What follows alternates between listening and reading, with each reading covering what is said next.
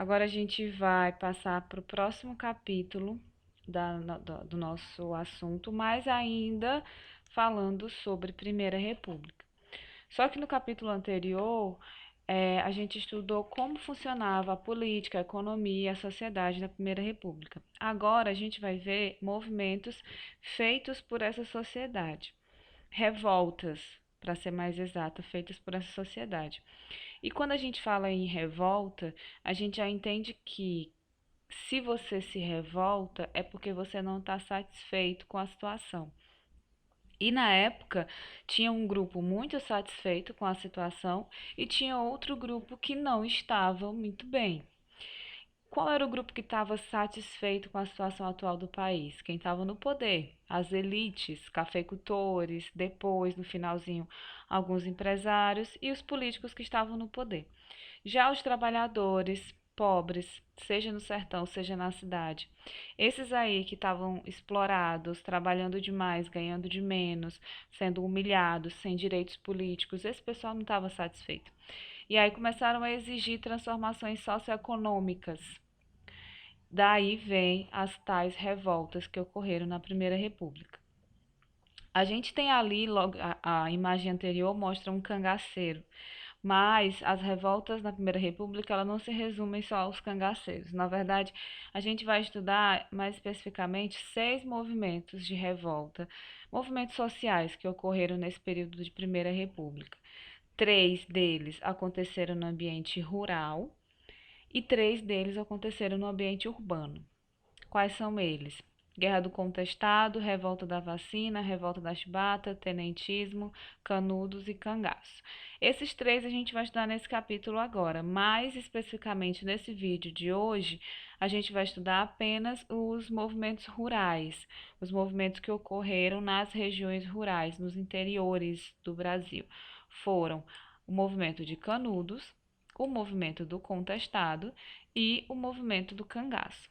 São 3 movimentos sociais que têm em comum o fato de ocorrerem nas regiões de interior, de sertão, seja sertão nordestino ou seja sertão do sul, no caso do cangaço. A gente vai começar, como eu falei, falando sobre esses movimentos rurais, e esses movimentos rurais, eles são muito importantes, e é assim que começam as revoltas na Primeira República, porque a gente tem que entender que durante quase toda a Primeira República, durante quase todo esse período, a maioria da população brasileira se concentrava no campo.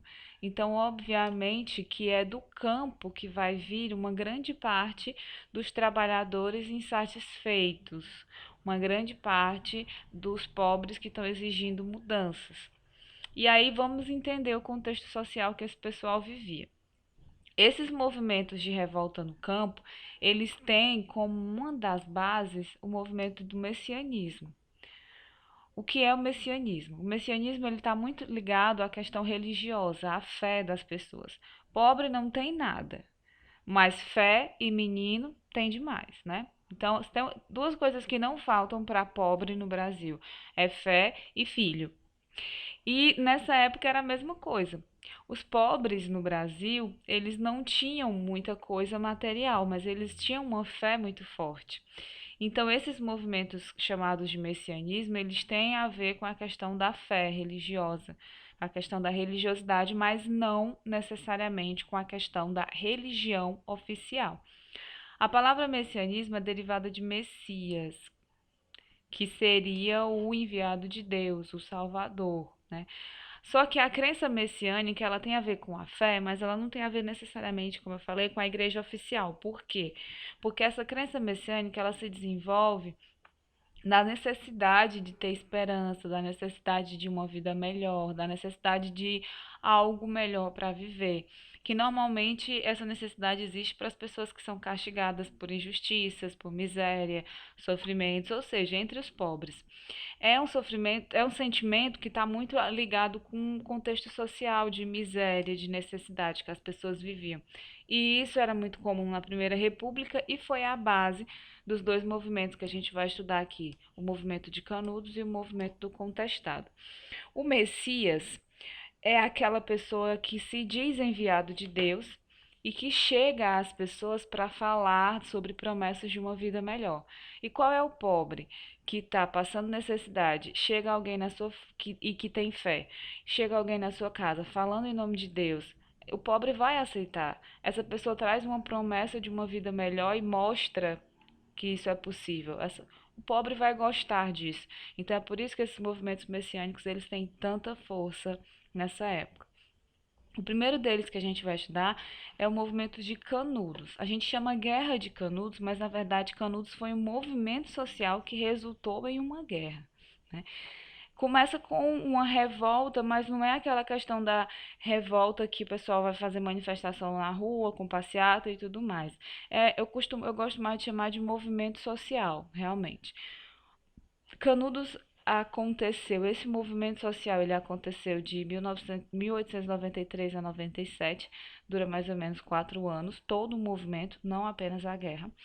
E ele vai acontecer nesse contexto, ele vai acontecer durante a República Oligárquica, logo no comecinho, né?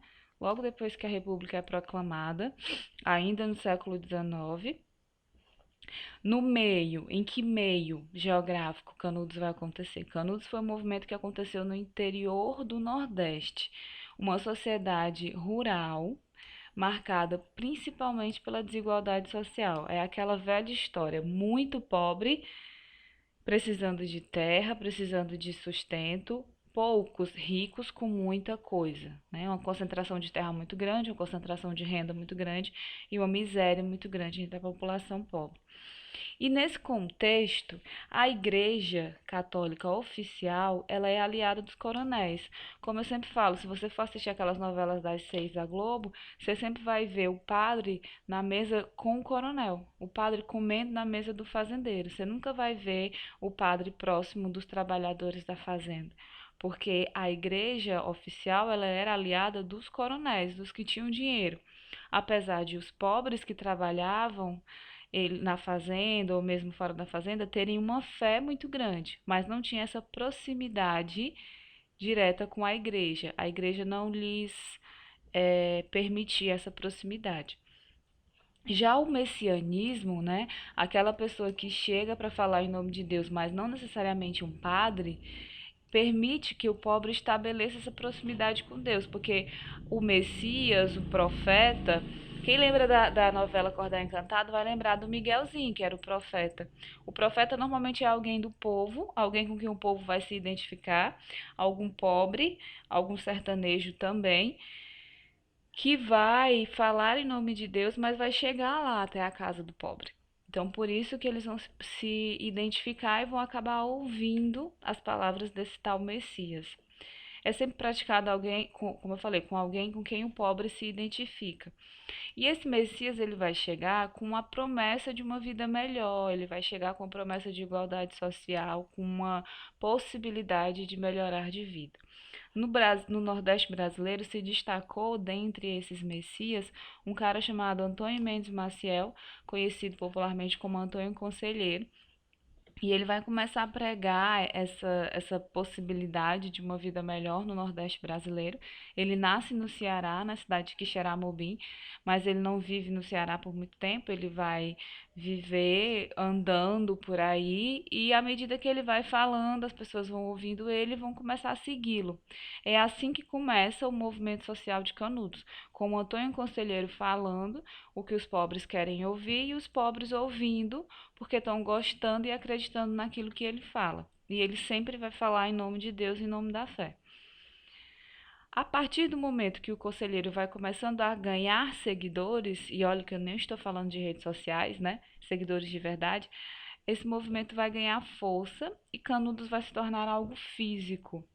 Em 1893, o Antônio Conselheiro, e junto com seus seguidores, ele vai chegar numa região do interior da Bahia chamada Vaza Barris, e lá eles vão formar o povoado que vai ficar batizado como Belo Monte.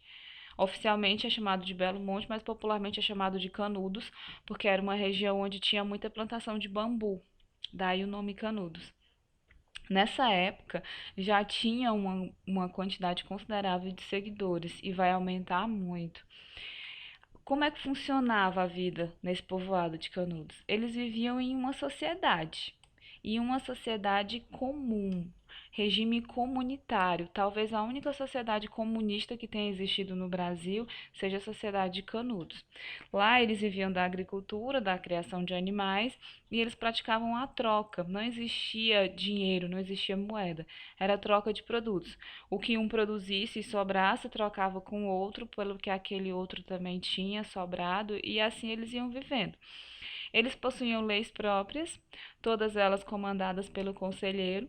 O conselheiro, ele era a principal autoridade de Canudos, mas era uma autoridade não baseada no temor, na lei militar ou na lei política. Era uma autoridade baseada no respeito religioso. As pessoas seguiam o conselheiro porque queriam seguir e porque acreditavam naquilo que ele falava. Só que à medida que isso foi acontecendo, o povoado foi crescendo e Canudos foi se tornando algo grande e conhecido na região. Muitos trabalhadores das fazendas resolveram então sair da fazenda para ir viver em Canudos. É aí que o perigo começa. Canudos então passa a ser um povoado, gente, mas com cerca de 20 a 30 mil pessoas. No seu ponto máximo, entre esses 4 anos, Canudos chega a ter 30 mil pessoas.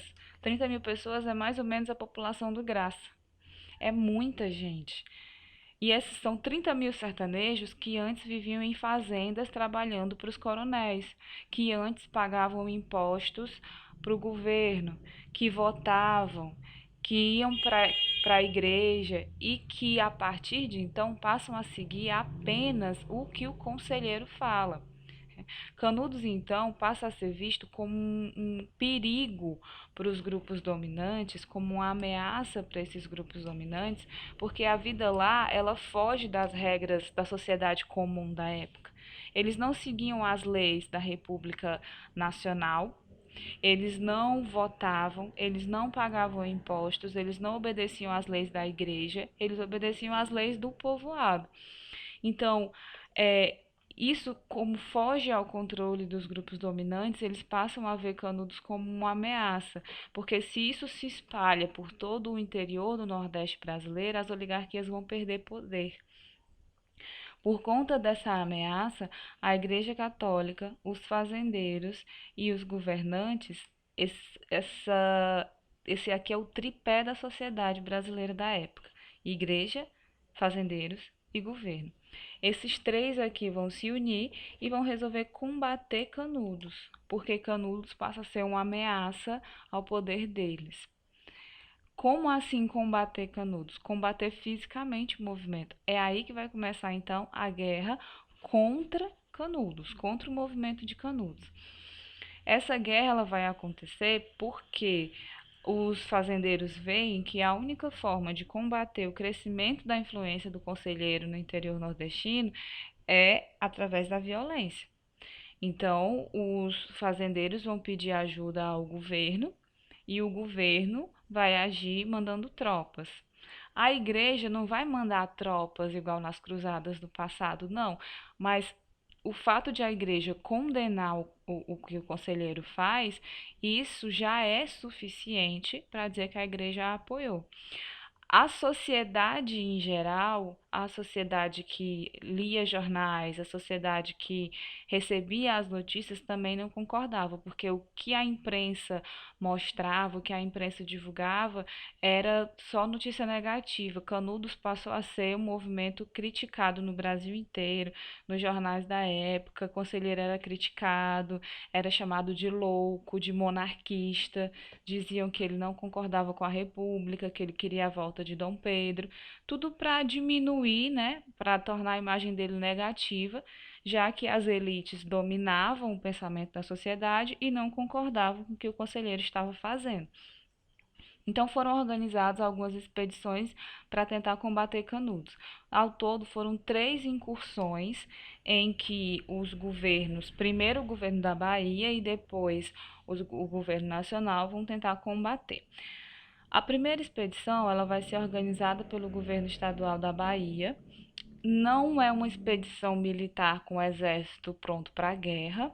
Na verdade, É mais uma expedição de reconhecimento, só que um reconhecimento sem muito diálogo, né? Eles já chegam partindo para a ignorância. Não vai dar certo. Os moradores de Canudos, eles expulsam essa primeira expedição, os representantes do governo. Quando essas tropas elas são expulsas, eles veem que a situação é um pouco mais séria, vão pedir ajuda ao governo federal. Então, a segunda e a terceira expedições que vão acontecer contra Canudos vão ser expedições de tropas enviadas pelo governo federal. O exército brasileiro vai vir do Rio de Janeiro para o interior da Bahia para combater um povoado formado apenas por sertanejos pobres. Vocês veem que não é pouca coisa. Na primeira expedição, são enviadas tropas do exército lá para Canudos. A população de Canudos se une. É mulher, é menino, é senhor, é senhora, não importa. É com enxada, machado, foice, pedra, pau, o que aparecer, eles vão tentar combater. À medida que os soldados vão perdendo, vão morrendo, eles vão pegando as armas dos soldados e vão formando o seu exército. E na primeira expedição, eles conseguem na primeira do governo federal, eles conseguem vencer o exército. Até que o governo federal manda mais tropas com mais soldados e na terceira incursão, as tropas do exército conseguem invadir Canudos, bombardeiam o povoado, destroem o povoado e matam o Antônio Conselheiro. A população, enquanto pôde, a população resistiu, mas as tropas do exército eram mais fortes e em outubro de 1897, Canudos foi destruído. Ao todo, mais de 5.000 casas foram incendiadas pelo exército. A população que restou, os que sobreviveram, acabaram se espalhando pelo sertão nordestino e nunca mais Canudos foi reconstruída enquanto comunidade. Até porque o Antônio Conselheiro foi morto e o Antônio Conselheiro era o que unia toda essa comunidade. Aqui eu tenho algumas imagens para a gente entender melhor, né? Isso aqui é a região de Canudos. Você vê que ele realmente está bem aqui no interior do Brasil, né? O conselheiro ele nasceu mais ou menos aqui, que Xaramubim fica bem no centro do Ceará, e ele vai acabar morrendo aqui. E isso aqui era o coração do Nordeste da época. Era aqui que estavam as maiores fazendas. E é aqui que Canudos vai se fortalecer por conta da quantidade de sertanejos que acabam seguindo o Antônio Conselheiro. Aqui são algumas imagens. Esse aqui são imagens do povoado. Essa daqui, gente, é uma das imagens mais é, significativas da Guerra de Canudos. Aqui a gente tem o que seria o exército de Canudos, né? Que é a população mesmo, é quem tiver por lá. E aí, como eu falei, à medida que os soldados iam morrendo, eles iam pegando as armas dos soldados, mas o que tivesse, eles usavam. Aqui são as tropas do exército que foram enviadas para lá. Ó, você vê que não era uma guerrinha qualquer, não. O exército levava canhão. E aqui a gente tem uma das imagens mais emblemáticas do final da guerra, que é quando a igreja vai ser destruída. A igreja, ela é o símbolo dessa comunidade, porque a comunidade foi toda construída ao redor da fé, né? E essa igreja, ela vai ser bombardeada. A igreja era refúgio de muita gente durante os bombardeios, e aí um dos símbolos da destruição, da derrota de Canudos é essa igreja bombardeada aqui. E o símbolo principal da derrota de Canudos é essa daqui. Essa é uma imagem do conselheiro, na verdade não é um conselheiro de verdade, isso aqui é uma cena de um filme que tem, chama Guerra de Canudos, que é um filme produzido pela Globo. Esse carinha aqui é o Zé Wilker, mas o conselheiro era mais ou menos assim, né? Ele se vestia assim, ele tinha essa barbona, uma coisa bem Jesus Cristo. E essa imagem aqui é a única imagem que se tem de verdade do Antônio Conselheiro, que é ele morto. Essa imagem ela foi extremamente divulgada nos jornais da época, quase que como um troféu do governo, quando o governo conseguiu matar o Antônio Conselheiro e oficialmente encerrar a guerra contra Canudos e encerrar o movimento social de Canudos. E aqui é o livro do Euclides da Cunha, que talvez vocês já tenham estudado, se não estudaram, vão estudar em literatura, que é os sertões. O Euclides da Cunha, ele vai para a região de Canudos, ele vai observar essa região e depois escrever o livro Os Sertões, todo baseado nesse movimento aí na guerra de Canudos. Como eu falei, foi uma guerra que ela ganhou proporções, foi um movimento que ganhou proporções nacionais, inclusive na imprensa da época.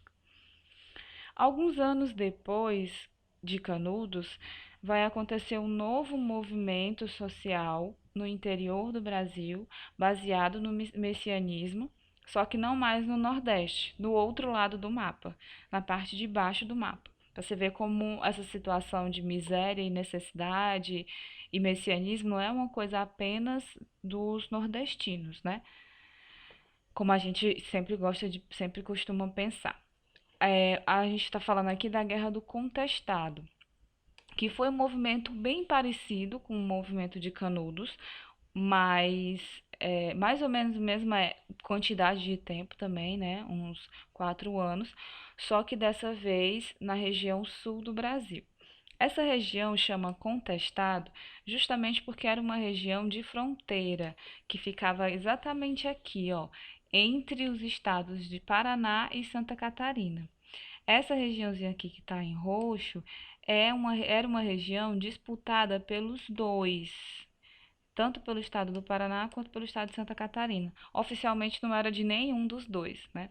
Então essa região, por isso que ela era chamada de Contestado, região que era disputada pelos dois estados. E mais ou menos aqui, ó, vai acontecer a guerra de verdade, o movimento de Canudos, desculpa, o movimento do Contestado. Em que contexto esse movimento aconteceu? Também era uma região que abrigava um grande número de sertanejos, sertanejos pobres que dependiam apenas da plantação de erva mate ou da criação de gado ou da extração de madeira. Era a forma como esses sertanejos sobreviviam. Tudo isso ligado à agricultura ou agropecuária, né? Aí, o que vai acontecer? Nessa época, no início da Primeira República, o governo vai mandar construir uma estrada de ferro ligando São Paulo a Porto Alegre. Essa estrada de ferro aqui, ó, que está representada por essa linha vermelha aqui. O que essa estrada de ferro tem a ver com a vida dos sertanejos?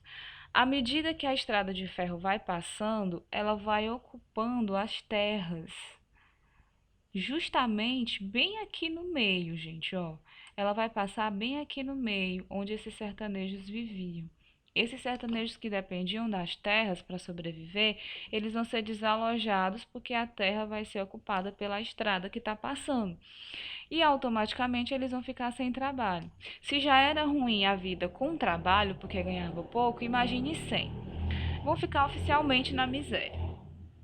Apesar de que existiam algumas empresas madeireiras, empresas inclusive internacionais, existiam 2 empresas dos Estados Unidos nessa época, só que não era suficiente para suprir a necessidade desse pessoal e a miséria era muito grande. Nesse contexto de miséria, de necessidades, mais uma vez vai surgir um monge que não é um membro oficial da igreja, mas é alguém que fala em nome de Deus e mais uma vez vai se aproximar dos pobres. Então, mais uma vez, assim como acontece em Canudos, vai acontecer a união dos sertanejos pobres em torno de uma pessoa que é vista como Messias, mas não é apenas porque essa pessoa é vista como Messias, é um milagreiro, etc. Não, é porque essa pessoa fala e faz o que os sertanejos estão carentes e precisando e que o governo oficial não faz. Então, sem terra, com fome. Mais uma vez, esses sertanejos eles vão começar a se organizar sob a liderança de um monge, de um Messias. Dessa vez, lá em Contestado, vai ser o Messias chamado João Maria, que ele se diz monge, se diz um enviado de Deus que veio para melhorar a vida da população. E ele melhora de certa forma, porque liderados por ele, esses sertanejos eles vão montar um novo povoado que vai ser chamado de monarquia celeste, na verdade, né? Que é lá na região de Contestado. Então, eles vão ocupar essa área Eles vão viver e ocupar essa área aqui, ó, mais ou menos, né? E aqui eles vão montar as suas vilas, os seus povoados e vão viver da agricultura, vão ocupar essas terras, essa região.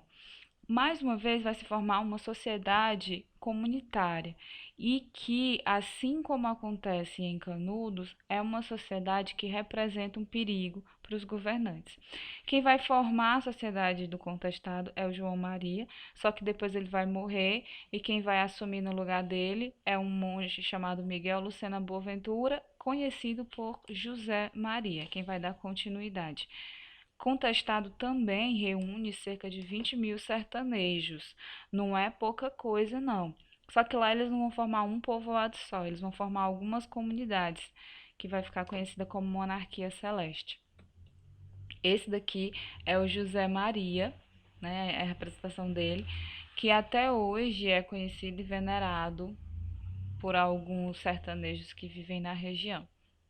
Mais uma vez, vai acontecer aquela mesma situação que acontece em Canudos, quando o governo, a igreja e os fazendeiros percebem que uma nova comunidade está se formando de pobres sertanejos em torno de um monge que não é do grupo da elite e que tem, mais uma vez, força para juntar 20 mil pessoas ao redor dele, acende novamente aquele alerta de que as elites precisam combater esse movimento antes que ele cresça muito.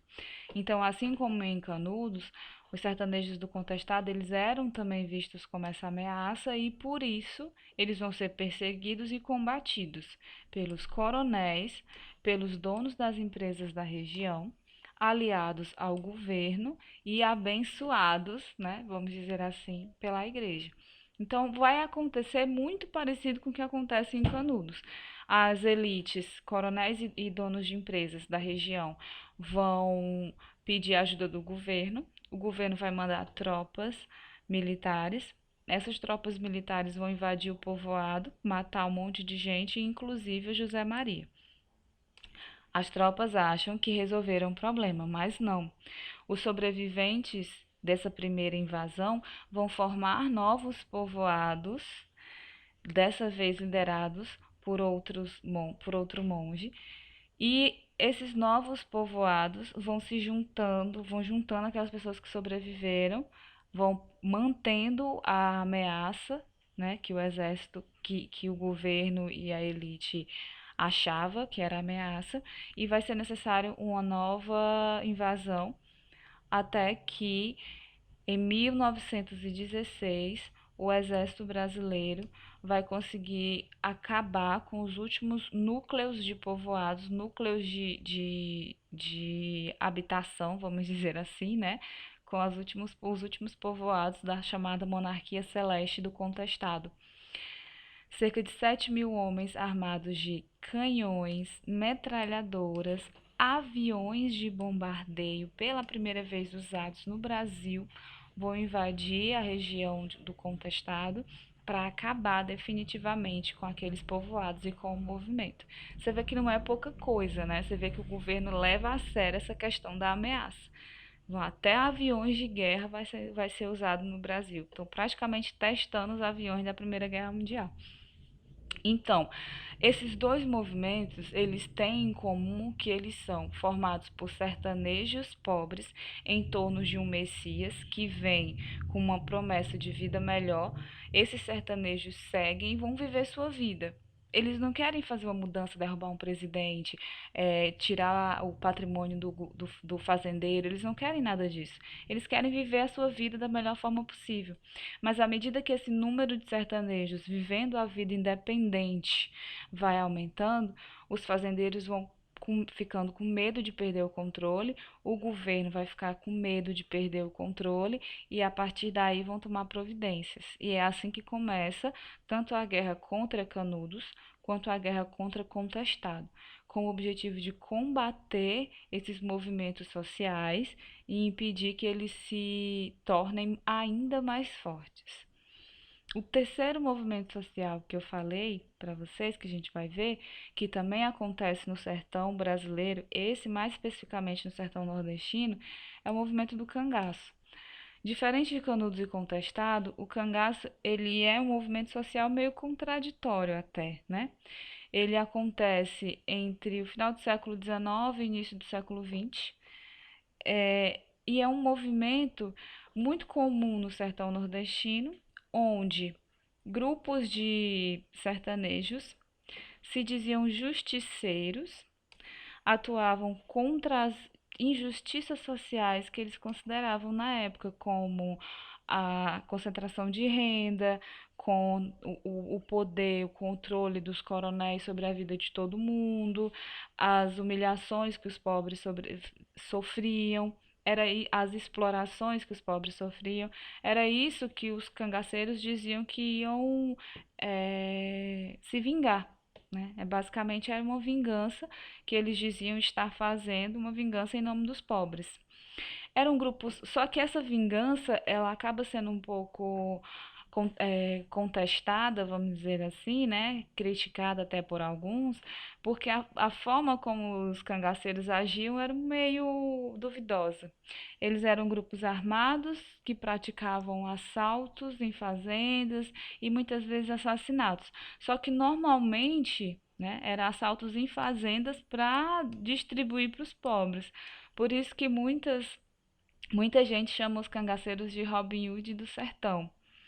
É aquela coisa de tirar do rico para dar para o pobre, né? Aí eu deixo para vocês, vocês vão tirar a conclusão de vocês. Se vocês acham que os cangaceiros são malvados que tocam terror no sertão nordestino, ou que querem desculpa para matar, ou se são o Robin Hood do sertão que tira do rico para dar para o pobre, fazendo justiça com as próprias mãos. Depois vocês vão me dizer aí o que é que vocês acham deles. Quem quiser dizer nos comentários do vídeo, fica à vontade. Aqui só pra gente ilustrar, nós temos o mais famoso de todos os cangaceiros da história brasileira, Virgulino Ferreira da Silva, Lampião para os íntimos. Esse rapaz com essa cara de mal aqui, né? Na aula ao vivo a gente conta melhor um pouquinho da história dele. Essa daqui é a Maria Bonita, que não é tão bonita assim, né? A famosa Maria Bonita, esposa do Virgulino Lampião. Sempre tem aquele doguinho aqui, né? Porque sempre tem um cachorrinho junto. E esses aqui são outros cangaceiros do bando do Lampião. O Lampião, ele foi o cangaceiro mais famoso da história brasileira. Ele foi perseguido por, pelo governo, pelas tropas oficiais do governo. Na época existia uma tropa de policiais chamada Volante. A Volante é como se fosse o raio de hoje em dia, que saía na mata caçando os cangaceiros que seriam os bandidos da época, né? Hoje o raio sai de moto caçando os bandidos. A Volante saía da vez de jumento, quem sabe, caçando de cavalo, viu, gente? Caçando os cangaceiros da época, né? O raio de antigamente. E os cangaceiros eram os bandidos, né? Vistos assim pelo governo e pela elite. Quando a Volante consegue matar o Lampião e o grupo deles, é uma vitória para a polícia brasileira. E aí eles vão conseguir fazer isso aqui, gente. Essa foto ela é real, ela é de verdade. Essa foto aqui foi divulgada nos jornais da época, quando a Volante consegue prender e matar o grupo do Lampião. Eles cortam a cabeça de todos eles e expõem em praça pública em várias cidades do Brasil. Vai ser tipo uma excursão. Eles vão andar em várias cidades com essas cabeças, expondo para mostrar como troféu que conseguiram matar o Lampião e o bando dele. Você veja que absurdo. Mas isso é real, isso aconteceu. E o pior é que muita gente comemorou. Né? Então, são esses os três movimentos que a gente estudou hoje. São três movimentos sociais que ocorrem no interior do Brasil. São três movimentos ligados à necessidade que os pobres tinham de melhorar de vida e se organizaram para pedir essa melhora de vida, cada um à sua maneira. Para terminar aqui o vídeo, eu vou deixar para vocês essas 4 perguntinhas. Eu não vou responder elas, porque eu quero que vocês consigam respondê-las através do que foi explicado aqui. É para vocês revisarem aqui o que foi explicado. Se vocês conseguirem responder as 4, então quer dizer que vocês conseguiram entender. Se vocês não conseguiram responder as 4, a gente vai tentar responder elas na aula ao vivo. Então, por hoje é só. Eu espero que vocês tenham entendido. E no próximo vídeo a gente vai falar sobre as outras 3 revoltas. Só que nesse caso, revoltas que aconteceram no ambiente urbano. Até o próximo vídeo. Beijos!